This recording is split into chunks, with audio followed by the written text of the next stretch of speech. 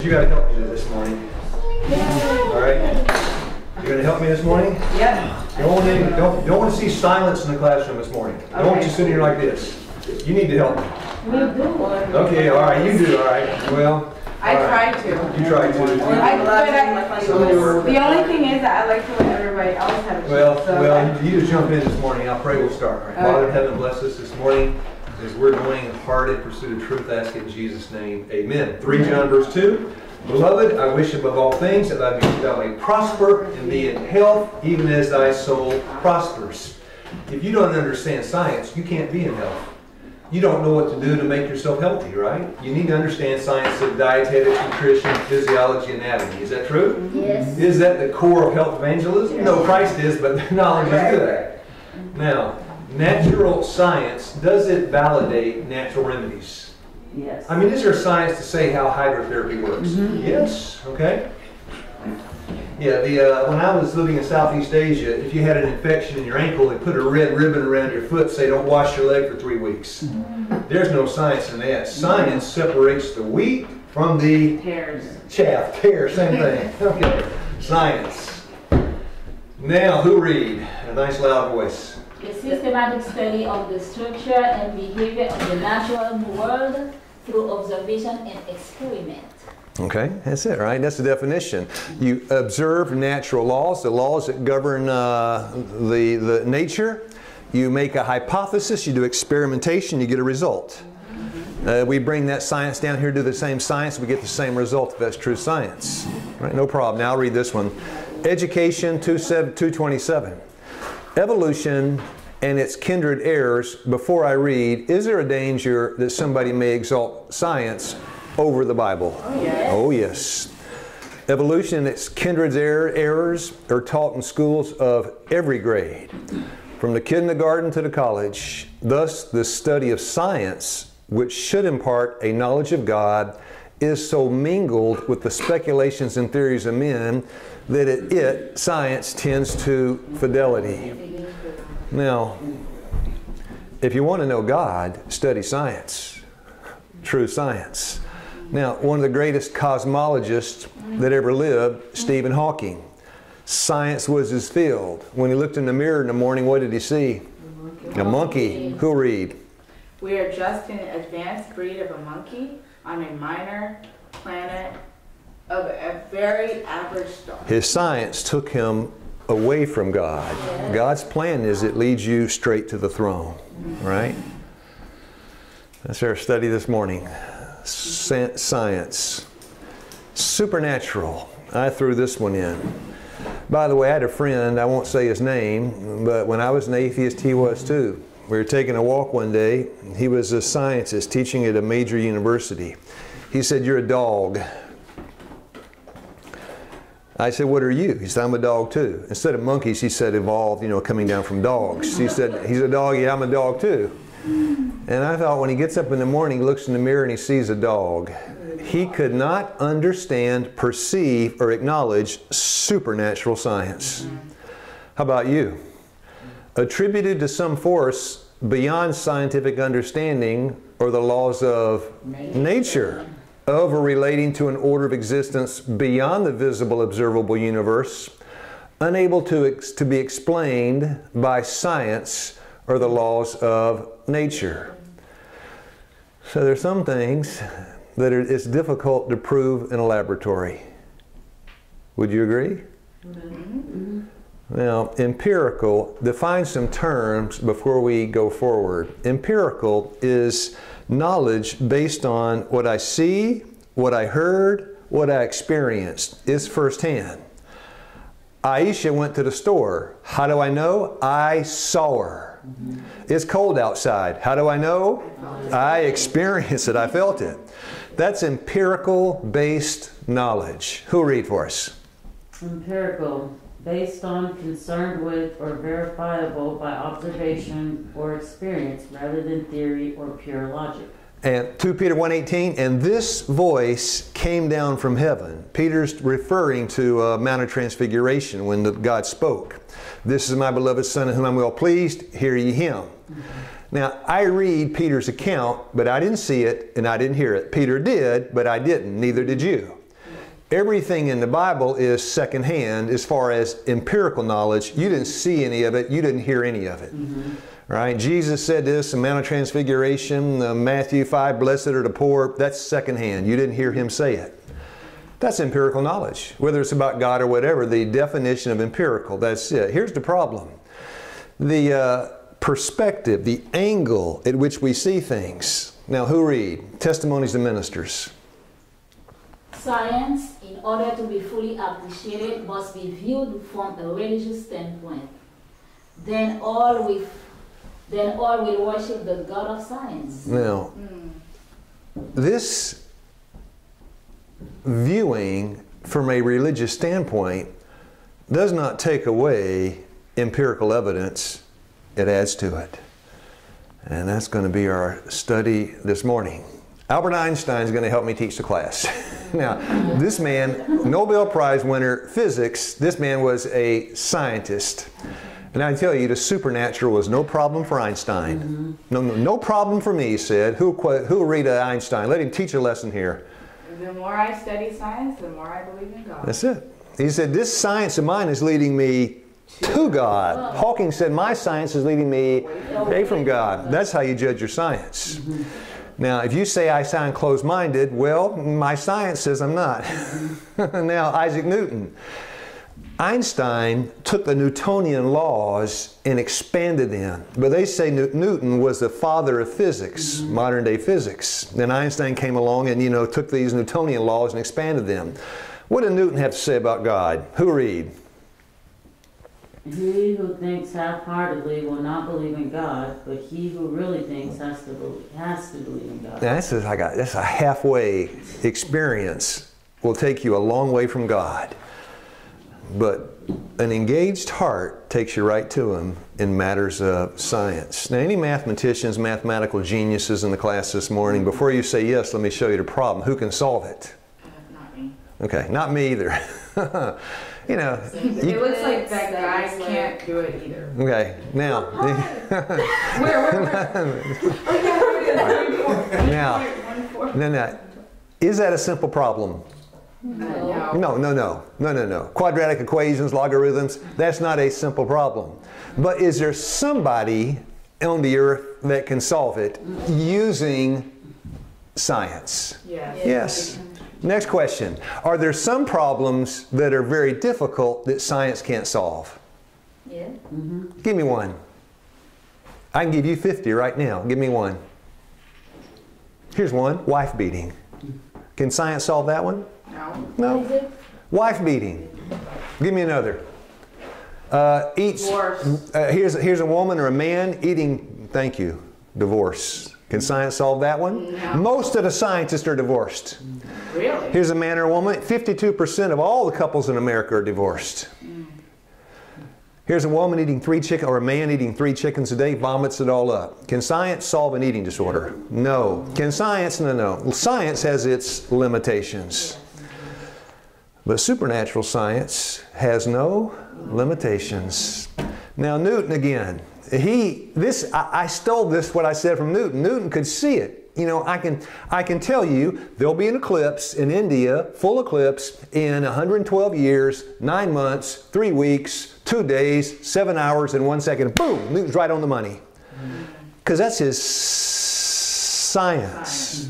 But then Newton said, I can chart out the planets and tell you what's happening when, where, and how, but I can't. Somebody read. I can calculate the motion of heavenly bodies, but not the madness of people. When it comes between here, science is not a great help. No. I'm sorry, natural science. Right? There's not. Godly science can help. Yeah, that's the only science that can. And that's, of course, now, before we continue, this is a nice statement. Let me suggest a reason science can't help. Because Proverbs 26:2, the curse doesn't come without a cause, and drugs never what? Address the cause. They don't cure disease, they don't address the cause. You got type 2 diabetes, somebody gives you metformin, it can bring your numbers down, but it changes what the liver does. It doesn't address the insulin resistant cell. You got hypertension, you can take a calcium blocker diuretic, it'll bring the numbers down, but it doesn't address the cause. Eating junk food, not sleeping enough, too much stress, too much salt, not enough water, you know, it doesn't address the cause. In order to fix divorce or an eating disorder, you got to address the what? The cause. Now you tell me what causes a woman to vomit 3 times a day after she eats a chicken from Sam's Club. And you'll never get it unless you get that. This OCD thing, you know, just a pill does not cure it. Because it doesn't address the cause. Is there a cause for stress? Cause for anxiety? Cause for depression? Cause for wife beating? Is there a cause? Yes. Sure, there has to be. If there's no cause, there's no hope for a cure. And this is a picture of the way medicine is today in America. You got 4 roads: osteopath, allopath, naturopath, and homeopath. We walk none of those roads because not one, there's an isolated practitioner, but not one addresses cause and effect. We're on the 5th road, the walking with Christ, the walking with Enoch, the steps to Christ road, the Luke 24 road to Emmaus. We always look for the cause. Isn't that great? Yeah. 2 Corinthians 5:7, I walk by faith. It's the road of faith and the road of science. You mean they can mix together, faith and science? They have to. Yeah, because if they don't, you got confusion. Now, what's that? Confusion. Who'll read? I've got thoughts more tangled than my headphones. Yeah. That's interesting. Yeah. I had my headphones like that before. Yeah. Now, I walk by faith, but I can't see the road. It's invisible. It's supernatural. But I'm walking it anyway. Now, Louis Pasteur, the founder of modern medical microbiology, penicillin, bacterium. Yeah, he pasteurization, all those things. This man got down to the microscopic level and saw some things, and that was his science. Who'd like to help? Pasteur's going to help us in the class now. Somebody read from him. Little science takes you away from God, but more of it takes you to Him. Now, what made the difference? The more he got, the more he saw. And the more you see, the more you know that there's a God. Yeah, I would say believe. Better to know that there's a God. You know, it's just little science takes you away from God, but more of it takes you. Notice Newton and Einstein and Pasteur and all these Christian scientists, they're saying the same things. The more you get, you can be solid and sure the foundation is built. And his perspective changed his belief. Now, almost ready to begin. If you're looking for the creme de la creme, the hierarchy, the highest of the highest science in America, where do you go? Johns Hopkins. All right? This is the medical research, Johns Hopkins. And once you get there, if you'd gone there 15 years ago, the pediatric neurosurgery department, you'd find a doctor named who? Ben Carson. Ben Carson. Ben Carson. Now, he was living in the age of what we would call modern medicine. And let's ask Dr. Carson something. Is it easier to fix a seizure or insanity? What would he say? The seizure. He pulled that knife out and he said, I can fix a seizure. Hemispherectomy, I can fix a seizure. Insanity? Maybe not. Go somewhere else. You might need God for that. Now, hold on one moment. You just jumped ahead of me. That's okay. Ahead's fine. Don't walk behind, right? The head is fine. Can you go, let me be honest, can you go, name a secular college in America, a big famous secular college, name anyone. Harvard. Can you go to Harvard and take a graduate level dietetics course and learn something about nutrition? Yeah, you can. Dietetics, the branch of knowledge concerned with the diet and its effects on health. Can you go to Harvard? I mean science-based now, science-based. Can you learn 3,500 calories equal 1 pound? Can you learn about kcalories? Can you learn a whole lot of things about nutrient density? Can you learn a lot of good things to help you be healthy? Mm-hmm. Yes. Can they tell you how to eat right at Harvard? Yes. Next question. Can they tell you how to think right? Think right? Think right. Probably not. No. Can you eat right and think wrong? Yes. Yes. Yeah. Science of dietetics is the science of food. It's how to eat right, but not think right. Now, we're ready to begin. The natural cooperates with the supernatural. No. I pray to a God I've never seen. He's in a place I've never been. And I expect that prayer to change my life and the life of those around me. Is that scientific? No, not mine. No. Okay. Let me change the question. Can you prove that in a laboratory? No. No. It's a natural science, though. Okay. Yeah. I would say. Yeah. That's why I retracted the question. Can you prove it in a laboratory? No, you can't. Well, there's one in the laboratory. Now, when Ben Carson was at Johns Hopkins, and he separated the conjoined twins, and he developed these procedures for brain surgery, all these things he had done, his colleagues at Johns Hopkins said, that's the smartest guy in town. Mm-hmm. That's the highest of the high when it comes to brain surgeons. Would you agree with him? Mm-hmm. Yeah, I mean, he could do things nobody else had done. Mm-hmm. And then we asked the colleagues at Johns Hopkins, most were not Christians, what makes Ben Carson great? And they would have said, God. His education. Yeah. They didn't believe in God. His education. Can I change the word to science? It's science. His education is science. But you ask Ben Carson, what made you great? He would say, God. Now there's a disconnect there. You know, somebody's wrong. The secular world said it was his Education. or his science, his education. But he said, now read it. I serve God, and my purpose is to please Him, and if God be for you, who can be against you? Romans 8:31, right? Who can be against you? Now, we had a guest here a couple years ago who lived in Maryland next to Johns Hopkins. He told me they had inscribed this somewhere on a wall in the place. I don't know if that's true. When we have done our best, we also have to learn that we still need to rely on God. Our best, no matter how good, is incomplete if we leave God out of the picture. I saw him interviewed once, and he said that when I have a surgery, I always talk to the parents. He says, sometimes I have to tell them the chances are not good. 50-50 chance your son's going to die in the morning. Chances aren't good. He said he would be very honest. And then he would say, I got a part and you got a part. My part is I show up and I do the work that God has given me to do.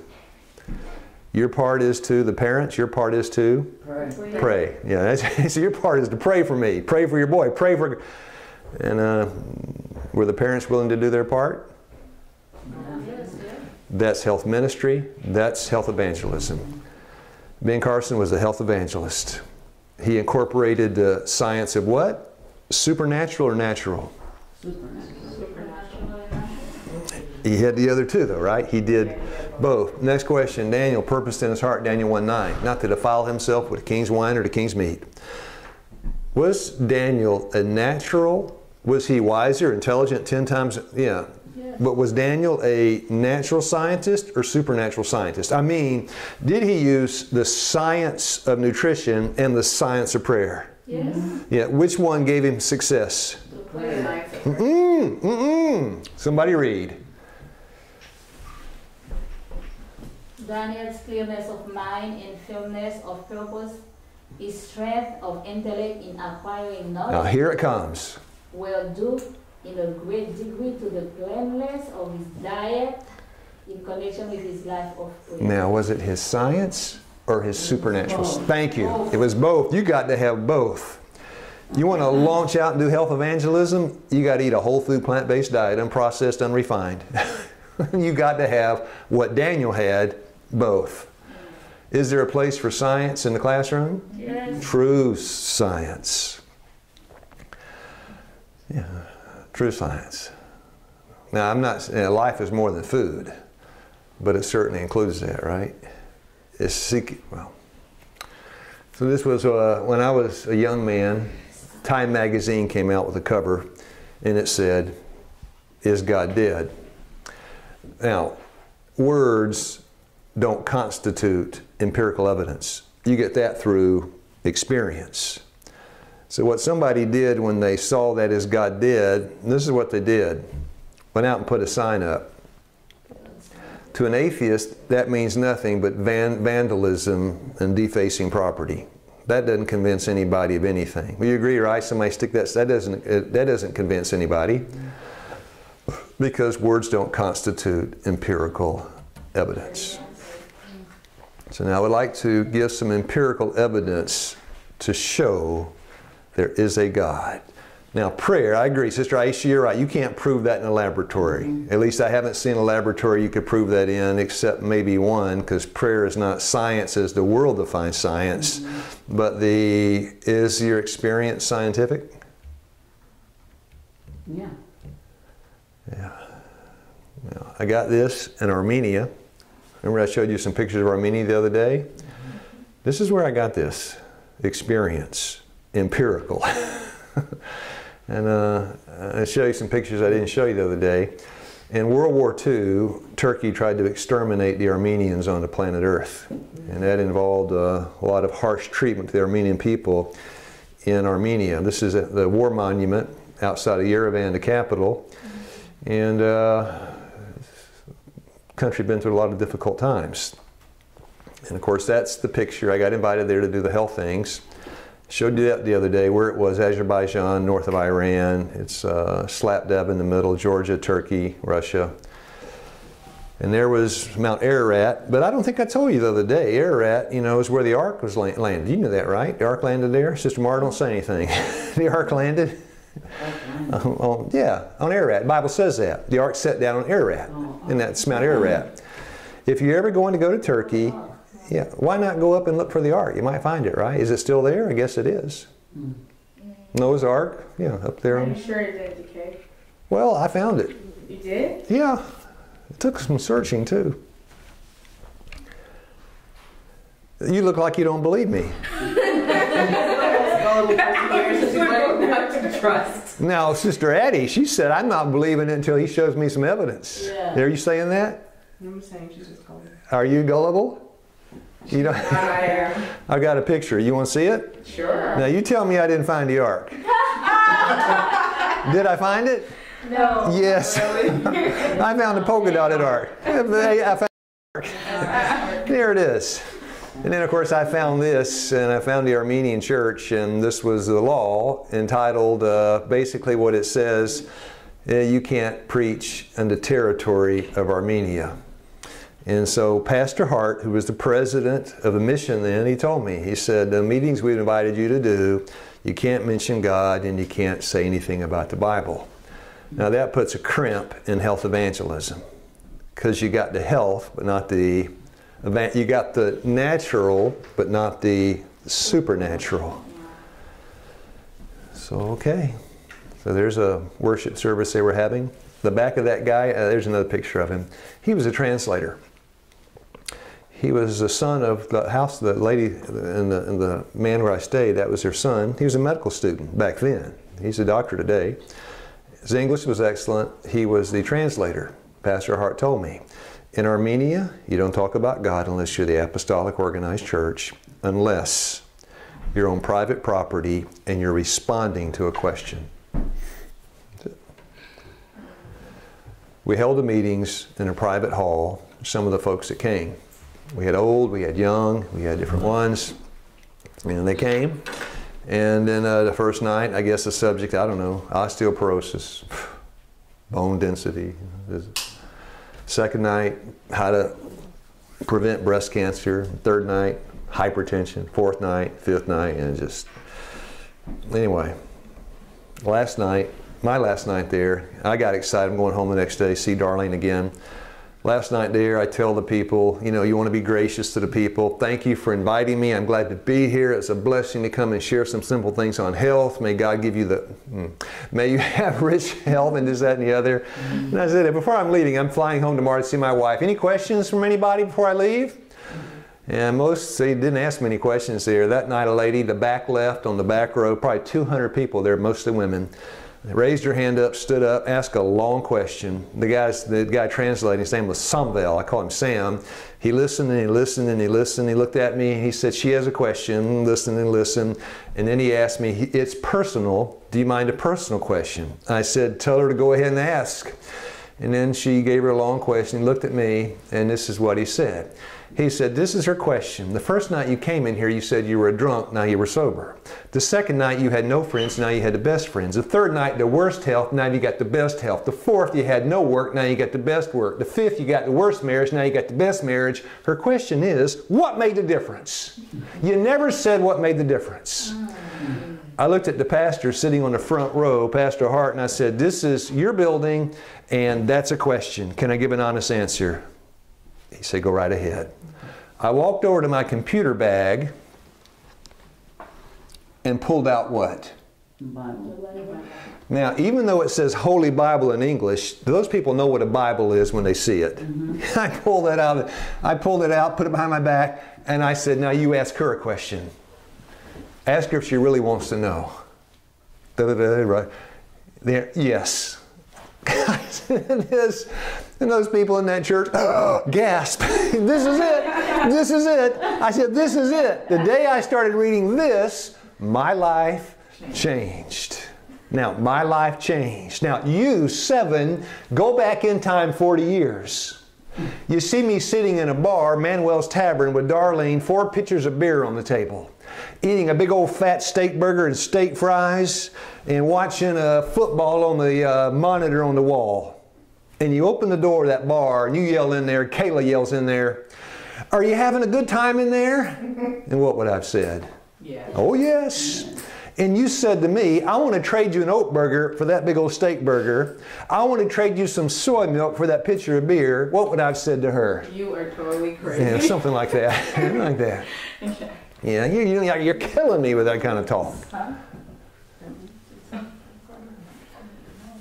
Now, you go forward 40 years. Is a beer today just like it was 40 years ago? No. No. Yeah, it's the same, but... Is the beer's the same? Yes. Is soy milk still soy milk? Yeah. Is an oat burger still an oat burger? Yes. Is it possible that today, if you gave me a choice between beer and soy milk, I'd choose a soy milk? Do you believe that? If I had a choice between an oat burger and a real greasy steak burger, do you think I'd prefer the oat burger? Oh, yeah. But it's the same as it was back then. Then what changed? You're thinking. Thank you. Romans 12, verse 2. Be not conformed to this world, but be ye transformed by what? The renewing of your mind. Philippians 2, 5. Let this mind be in you, the same mind that was in Christ Jesus. Proverbs 23, 7. Because as a man thinketh in his heart, so he is. Philippians 4, verse 8. Whatsoever things are good, then you got your long list. If there be any virtue, if there be any praise, think on these things. And that is the first requirement for a health evangelist. You got to change how you think. And only the gospel, supernatural science can do that. Let's say you're all hardcore atheists. Let's say for a moment you're all hardcore atheists. Just hardcore atheist. I'll use Addie. She is, right? No. Let's say Addie's a hardcore atheist. All right. So I make my approach to her, right? I make my approach. Here's this hardcore atheist. I'll tell you what. I used to be a drunkard, now I'm not. There's nothing she can say to disprove that. No, there's nothing. I'm celebrating soon 40 years of marriage. I had the worst marriage and I got the best. You can't say anything to defy what I just said or gainsay it. Because you cannot dispute somebody's experience. Now, last but not least, you know who that man is? Person. The most famous basketball, not Michael Jordan. Michael Jordan's gone. He's yesterday's news. Huh? Is it Wade? No, LeBron James. LeBron. Oh, I don't Now, know. that is the man in the NBA today. Here's my question before somebody reads the reference. Is he a witness? Oh, yes. Yes. Does he have an experience? Yes. Oh, yes. And he uses that experience as being the best in the game to witness for who? For the NBA. Yeah, but be more specific. Look at the little thing. Be more specific. Nike. Does Nike pay that man a mountain of money to wear their shoes? Yes. Is that money well spent? Oh, yes.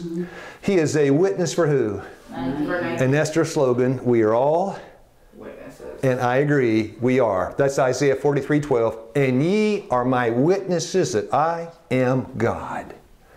Now somebody read the top. Ministry of Healing 100. Our confession of His faithfulness is heaven's chosen agency for revealing Christ to the world. That is the revelation of Christ in health evangelism. Amen. You just got to tell them what God did for you, how God changed your life. Well, just that's all you need to do.